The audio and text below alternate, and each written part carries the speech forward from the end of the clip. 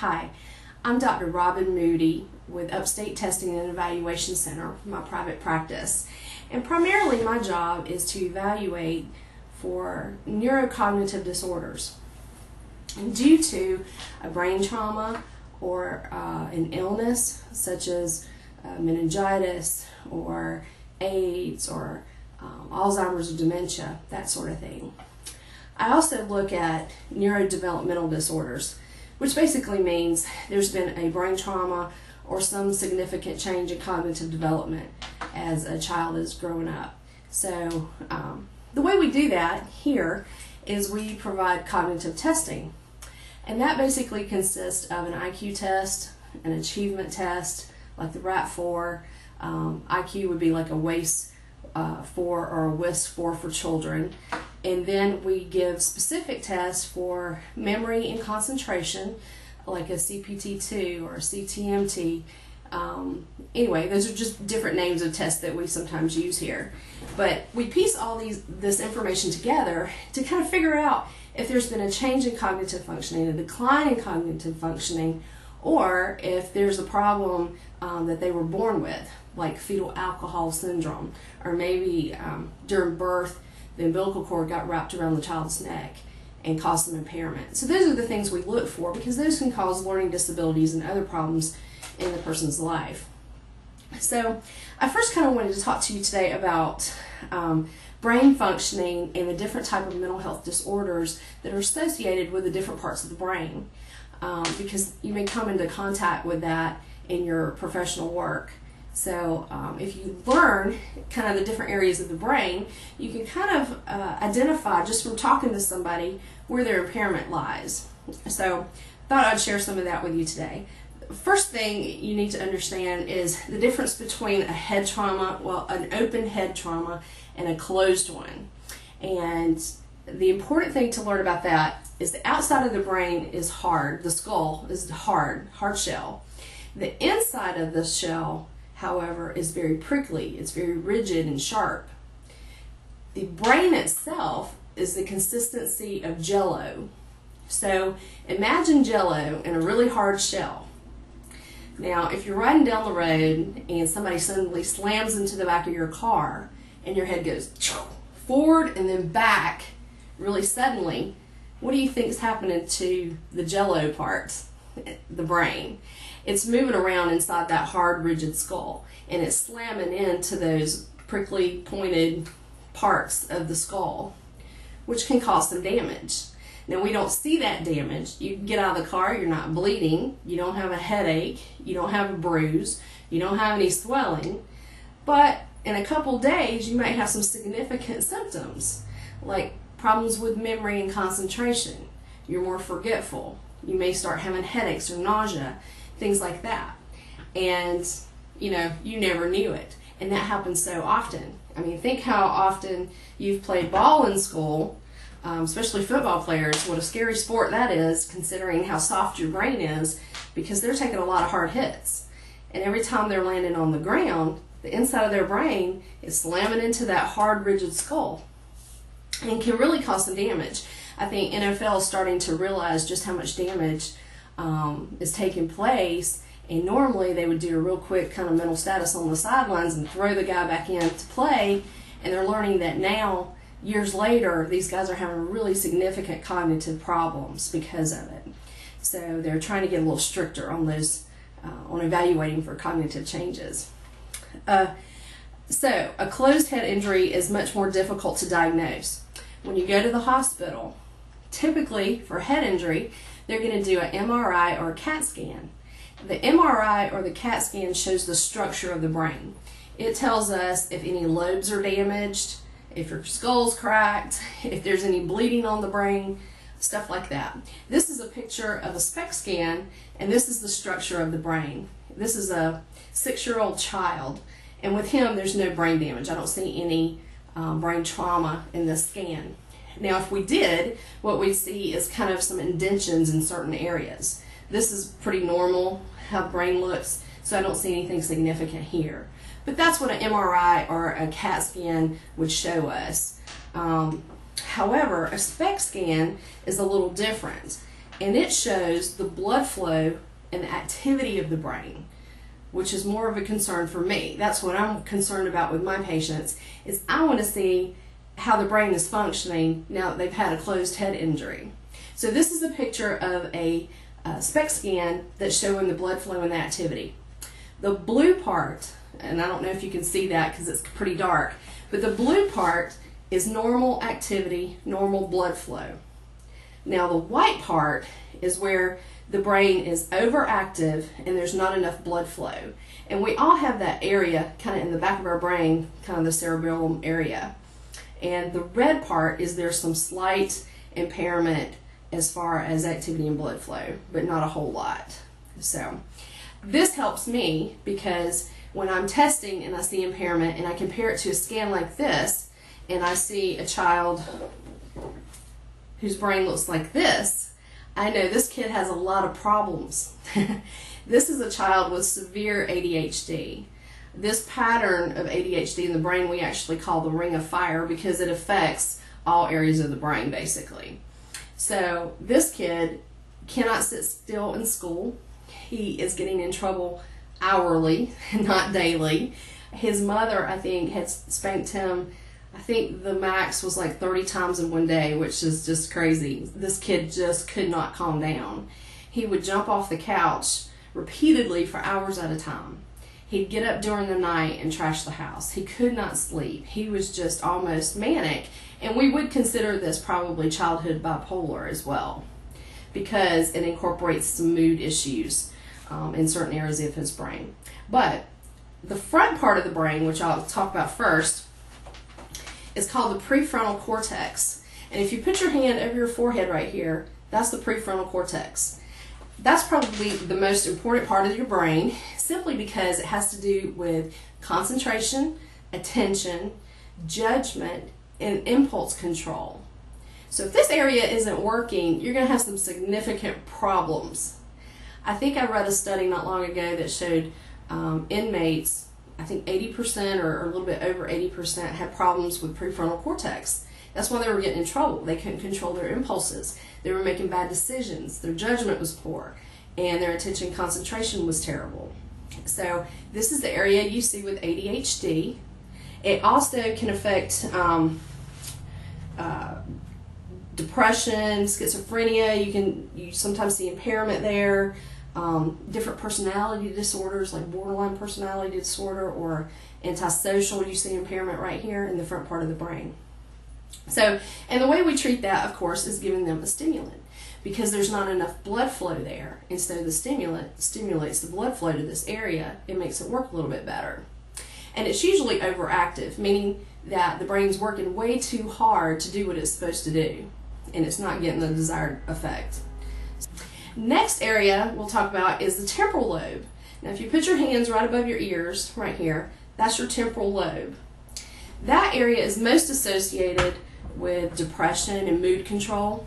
If we see damage in that area, since somebody's had a brain injury where they've hit the head right here on the side in the temporal lobe, we see a lot of mood problems. And so, of course, the way we treat that is typically antidepressants and anticonvulsants sometimes. We see that a lot with epilepsy as well, impairment to that area. Temporal lobe also is involved in auditory learning and processing and how we understand language. So when I'm giving an IQ test, I'm going to be looking at verbal comprehension, and if there's impairment there, I can kind of guess, hey, there might be a problem there. There's also some holistic medication you can use to increase blood flow in those areas, like GABA, increase the protein in your diet, stuff like that. So there's a lot of other ways to help brain functioning there too. All right, so next, let's talk about the back of the brain, which is kind of cool. The back of the brain is broken up into kind of three areas. The top part, kind of at the crown, the back of your head, the crown part, this is called the parietal lobe. And the parietal lobe has a lot to do with sensory information. So say a child is real sensitive to tags in the back of his shirt or how socks feel in his shoes, and they're constantly changing their socks. Some of you know kids like this. then this area is affected. This is also involved in sensory overload. You've seen some people that get just out of control when they're in situations where there's a lot of activity, or there's a lot of kids, there's a lot of talking at concerts or something like that. They get almost overwhelmed, and that's because this area just isn't functioning like it should. So this area also has to do with visual spatial issues. So the ability to draw a map or put blocks together or make a puzzle is affected right here. On an IQ test, what I would look at is nonverbal abilities. And if they have a very low nonverbal score, I don't know, there's probably some damage back here to the parietal lobe. Treatments for this are sensory integration therapy. Sometimes they use hyperbaric chamber. You may remember Michael Jackson. I think he used to sleep in one of those things, but it increases the oxygen, which increases the blood flow to these areas of the brain. So that is a form of treatment for this area. Now below that, right below that, down here, is called the occipital lobe. And the occipital lobe has to do with, guess what? Vision. If somebody is having visual hallucinations, chances are we're going to see it right back here in this lobe, these lobes back here in the back of the brain. Now if you have a head injury to that area, you may start having visual hallucinations, and we see that pretty often if there's significant damage back here. Somebody's been hit in the back of the head. Let's see, also epilepsy, seizures, a lot of times have damage to the back part of the brain, particularly the occipital lobe. And so a lot of times they see shadows or that sort of thing, and that's associated with this lobe as well. Okay, let's see. We can start talking about a little bit about the inside of the brain, because there's several areas that I can't, it's kind of hard for me to show you on this model, but I'm going to try my best. One of the areas, which is kind of right around here, it's kind of inside, and this is the underside of the brain. It's kind of right back there. It's called the basal ganglia. And we can see it on scans. Sometimes it looks like a stripe going down the back of the head, like a skunk or something. And that area is where we see anxiety and panic disorder. So that area is not getting enough blood flow. It's working too hard. There's some damage somehow. And what we do is we treat it, of course, with anti-anxiety medications, benzos, like Valium, Ativan, Xanax, that sort of thing. But people that have problems in that area have high anxiety. They have difficulty modulating pleasure versus anger and irritability and stuff like that. They have trouble with thought shifting. They get stuck sometimes. So that is the basal ganglia. I think I showed you the picture of, let's see if I can find it. Yeah, this one of the blood flow for this child, and this is kind of the basal ganglia area, this stripe right here in the middle. So this child, in addition to having ADHD, mood control issues, also has anxiety issues. And this particular child was scared to go down the steps in his house. He wouldn't go downstairs by himself. And he had some other odd phobias like that too. He was scared to go outside because of bugs and just some strange things like that. So once we got him on the right medication and fixed this area, he stopped having all those phobias and stuff and became a lot more less anxious. So, okay. Next, we'll talk about the singular gyrus. Now, let's see if I can get to it. Singular gyrus is kind of up here in this area, kind of up top, underneath the brain, and this is up under the prefrontal cortex. So imagine I'm shooting a needle right through the middle of my forehead, and it's kind of inside there is where the singular gyrus is. And singular gyrus is kind of the brain shifter. It's the gear shifter. So if somebody has a problem in that area, they get stuck. They have trouble shifting their thoughts. Disorders you would see that are associated with that are like OCD, obsessive compulsive disorder. They tend to hold grudges or get fixated on something, have obsessions if there's damage to that area. Another area up under here is the deep limbic system, and it's kind of way down in there. It's kind of in the center of the brain. And that area has to do a lot with memory. So if somebody comes in and has some significant memory issues, like a patient with dementia or Alzheimer's, then we know, that area is probably affected to some extent. Depression, we also see damage in that area. So of course we medicate with serotonin reuptake inhibitors. Antidepressants are usually the typical course of action, or sometimes anticonvulsants can help increase blood flow to that area. Okay, and last but not least, part right down here in the bottom is the cerebellum. And the cerebellum is kind of your motor control area. It has to do with how you walk, your gait, your posture, your executive functioning, and it's highly coordinated with your prefrontal cortex. So this area really communicates with the front part of your brain. If you have problems in this area, people tend to have slow thinking, slow speech, more impulsivity. You see damage here a lot with alcoholics, Asperger's. People with autism usually have damage back here as well. Also, speaking of autism and Asperger's and stuff, autism, you see damage too to the right temporal lobe, usually, in that area. So right above your ear on the right side is where you'd see kind of autism and Asperger's issues. So I hope that gives you just a little information about kind of how the brain works and different diagnoses that are associated with different parts of the brain. What I didn't talk about is the open head wound. And open head wound, of course, is if you have damage to your skull or actually a lobe, a part of your brain. And we see like bleeding on the brain or swelling on the brain, which can also cause damage. But that's a little bit more easier to diagnose because we can see that on an MRI or a CAT scan. So that's not so hard to determine. The brain is very interesting. We've learned that it's plastic, meaning that it can heal itself to a certain extent, and it often tries to, or it learns to adapt. And even though I've shared with you the different areas of the brain and kind of their primary function, really all those functionings are connected through neural networks in the brain.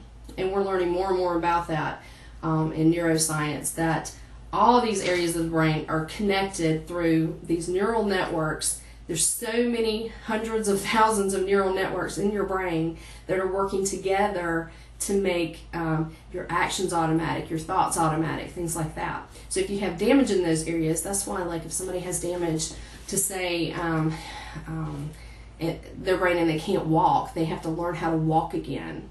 Well, that's because the brain is having to start all over and create those new neural networks in the brain to make connections for walking. So the brain is a most fascinating organ in your body, and it's involved in everything that you do, because it's involved with your thoughts, your actions, your behaviors, your speech, your senses. Without your brain, none of that would work. So we need to really learn how to take care of our brain and protect it a little bit better than we do, because we see a lot of damage. And most people don't even know they have a head injury till they come to me and they realize, oh, that's what's wrong. That's why I had trouble learning in school. And we realize, oh, there's been some damage there all along from something very minor. When I was studying SPECT scans under Dr. Amen, I went and had a brain scan myself because I wanted to experience it and know how to explain it to my clients. And so I just did it for fun more than anything. But during the process, they asked me over 13 times, have you ever had a head injury? And I said, no, every time. I don't remember a time where I've hit my head or lost consciousness, or I never played ball in school or anything like that. But on a SPECT scan, we clearly saw brain trauma to the back of my head, kind of in my occipital lobe, which was unusual. So, and I do not remember what it was from. I have called my grandmother, my mother, and all my babysitters.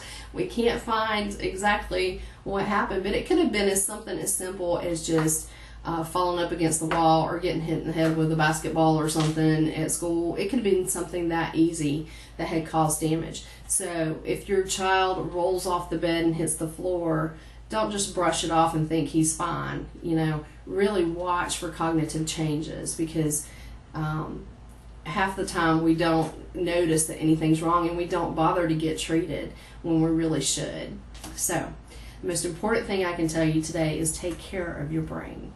Thank you.